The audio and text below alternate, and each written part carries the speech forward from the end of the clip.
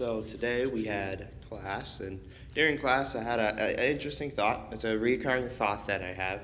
Whenever we look at the Bible and we get to these parts where Jesus talks about anxiety, you always hear, God wins in the end. And in my mind, as a kid, it always went to this idea, God is fighting Satan, which in reality he's not. He's already won. But God's fighting Satan for the souls, our souls, right?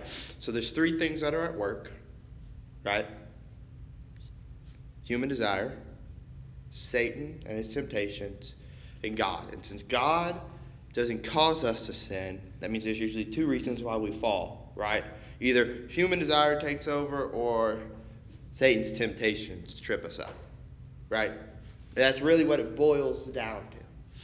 So I bring this up because, as a kid, I had all these different thoughts, and, I saw things in a different way than I do now. And I had these, if you didn't know this, I was a huge reader as a kid. I mean, I would go to the library, I'd check out 4 books, I would go back, 2 days later, and I'd have them all done, right? But at the same time, I was always playing sports, too. So one thing that I have found throughout, 95% of the movies, 95% of the books you read, usually I can pick up a book, I can read, 2 or 3 chapters in it. Usually, there's always times where I'll come across a book where it's slightly different. And I'm like, I figure I know what's about to happen here. Or, I felt this flow before. I know what's probably going to happen. How many of y'all ever read The Hobbit or watched the movies? No Hobbit fans? How about Harry Potter? How about Avengers, Marvel? Any of y'all have seen any of those? I can look at a Marvel movie, and if there's a Thor 2, usually Thor probably won't die in the first movie. If there's an Iron Man 3, I know Iron Man doesn't die in the first movie. There's 7 Harry Potters. I know Harry Potter's not going to die in the first movie. And so I know something's going to happen later, right? Picture this with me. In The Hobbit, it opens up, and the very first thing that you have is Bilbo Baggins writing the book, starting the storyline, but it's him older than what he is here in a few, 15, 20 minutes later. Right? And he says, once a long time ago, and then it goes off into what he had just been through. So without a shadow of a doubt, Bilbo Baggins lives. Right?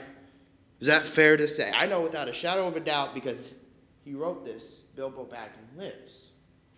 Without a shadow of a doubt, if you're doing the right thing, you're going to live. Without a shadow of a doubt, if you're following Christ and doing everything you can, you're going to live. By that I mean eternity.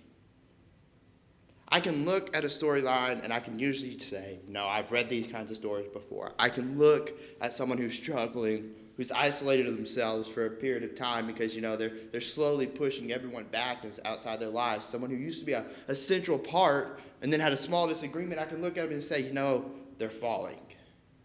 And unless there's someone to intervene, they're going to fall. And it happens time and time again. It's human nature to fall and fail.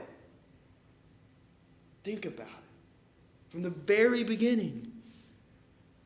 But the story progresses. The movie goes on. And you know what happens at the end.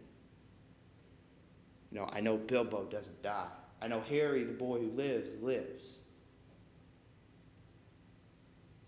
Keep going.